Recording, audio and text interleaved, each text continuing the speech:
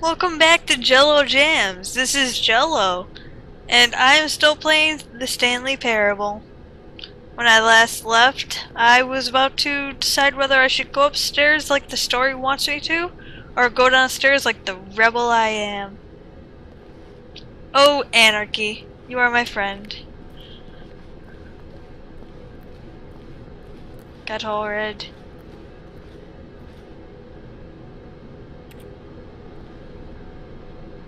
Hope some homeless person doesn't live here.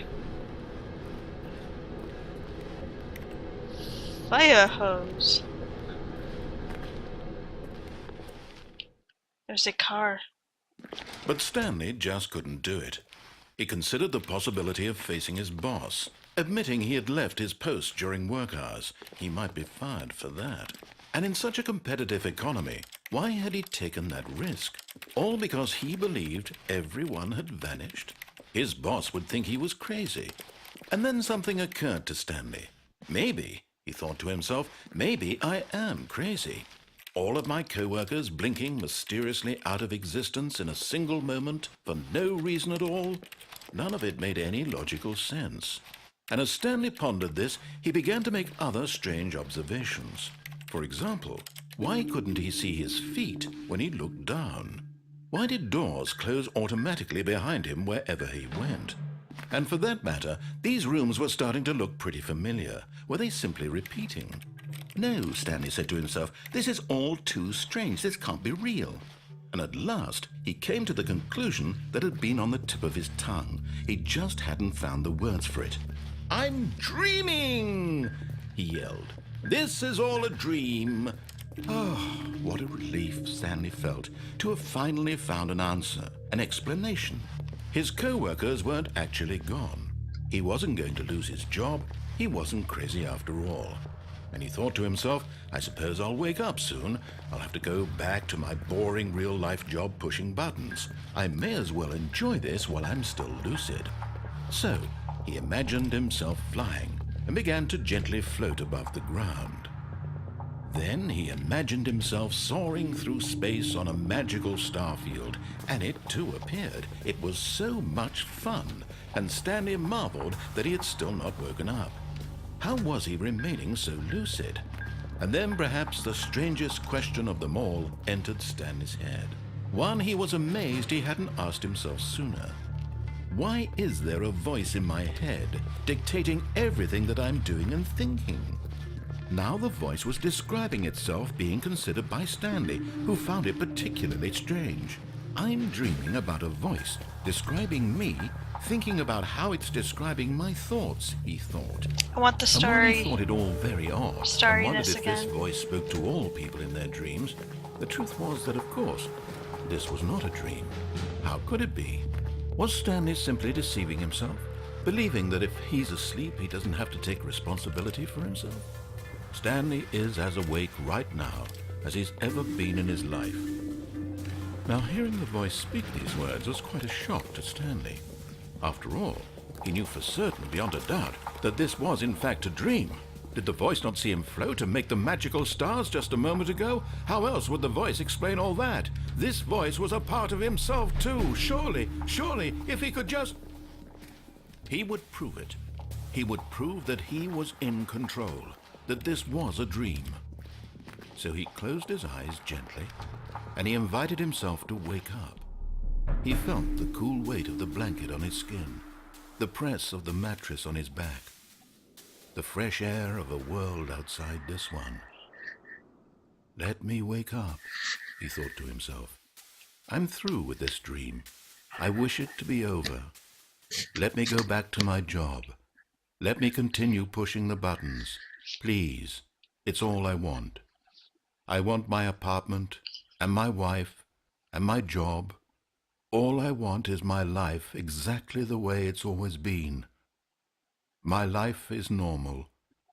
I am normal. Everything will be fine. I am okay. He's not okay.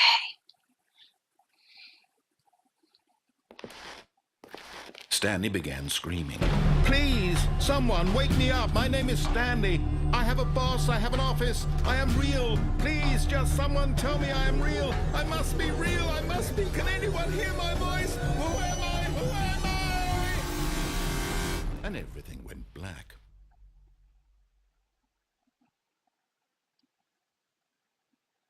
This is the story of a woman named Mariella. Mariella woke up on a day like any other. She arose, got dressed, gathered her belongings, and walked to her place of work. But on this particular day, her walk was interrupted by the body of a man who had stumbled through town talking and screaming to himself, and then collapsed dead on the sidewalk.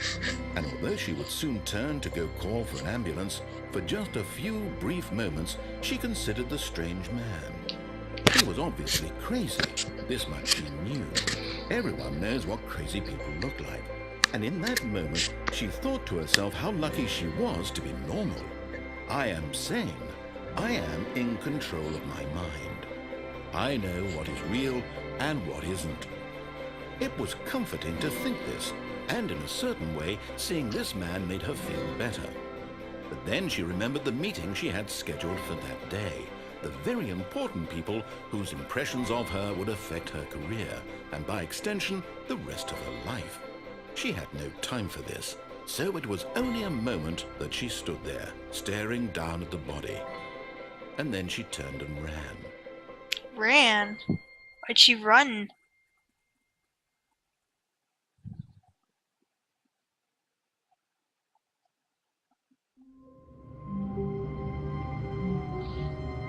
I'm back. Okay. Just a step through this door, Stanley thought to himself. That's all I need. If I can make it through this door, I can make it through them all. The dialogue has severely changed. When Stanley came to a set of 2 open doors, he entered the door on his left. This was not the correct way to the meeting room, and Stanley knew it perfectly well. Perhaps he wanted to stop by the employee lounge first, just to admire it. Wow, yes, this room. What a beautiful room. It's different What again. a gorgeous, gorgeous room. Thank goodness Stanley had taken this detour on his way to the meeting room. Life without having experienced this room was now too horrible even to consider. I wonder if the next bits of dialogue are going to be different. Yes, really, really worth it being here in the room. A room so utterly captivating that even but eager to get back to business, Stanley took the first open door on his left. No, he didn't. Stanley was so bad at following directions, it's incredible he wasn't fired years ago. You're mean. Look, Stanley, I think perhaps we've gotten off on the wrong foot here. I'm not your enemy, really, I'm not. Really? I realize that investing your trust in someone else can be difficult, but the fact is that... What? Really? I was in the middle of something. Do you have zero consideration for others? Are you that convinced that I want something bad to happen to you? Why, I don't know how to convince you of this, but I really do want to help you, to show you something beautiful. Look, let me prove it. Let me prove that I'm on your side. Give me a chance.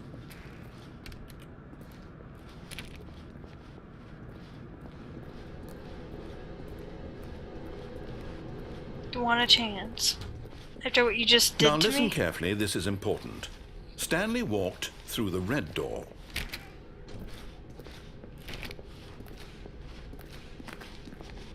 I like blue better. Aha, I like the color perhaps you blue. misunderstood. Stanley walked through the red door. I still don't think we're communicating properly. Stanley walked through the red... All right, fine, go ahead, Stanley. You want to know so badly what's out there? You want to find out what lies at the end of this road you've chosen? Well, don't let me stop you. You see? There's nothing here. I haven't even finished building this section of the map, because you were never supposed to be here in the first place. Broken rooms, exposed developer textures. Is this what you had wanted? Was it worth ruining the entire story I had written out specifically for you? Do you not think I put a lot of time into that? Because I did. And in the end, it was all for nothing. Because this is what you wanted to see. Help me here, Stanley. Help elucidate these strange and unknowable desires of yours. What would have made this game better? What did you want to see? Vehicles? Skill trees? Work with me. You've given me absolutely nothing so far. Tell you what. Let me take a stab in the dark at a new design. You should have given me some jumping. Feedback. There we go. A third option. This already feels leaps ahead of where we were before. Go ahead, Stanley. Take it for a spin.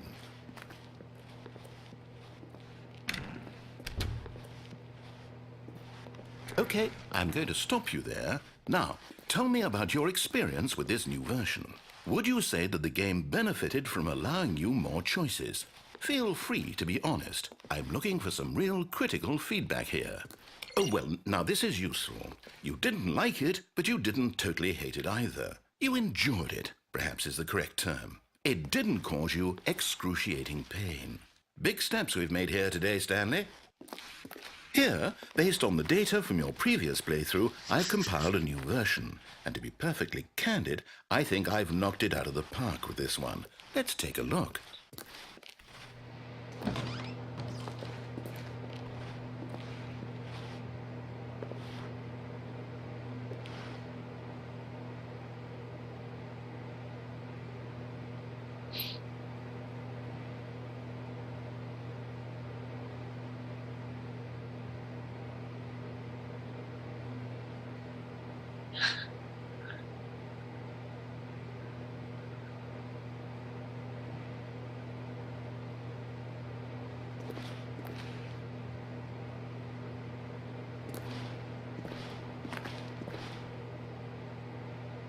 Oh, that's mean.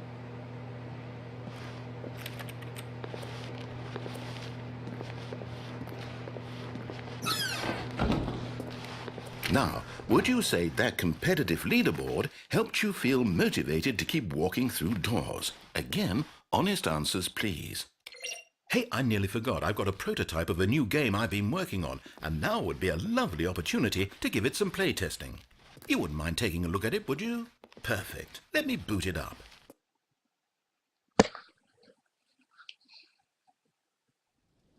In this game, the baby crawls left towards danger. You click the button to move him back to the right, and if he reaches the fire, you fail. It's a very meaningful game, all about the desperation and tedium of endlessly confronting the demands of family life. I think the art world will really take notice. But of course, the message of the game only becomes clear once you've been playing it for about 4 hours. So why don't you give it 4 hours of play to make sure it's effective? Be sure to keep notes on your experience.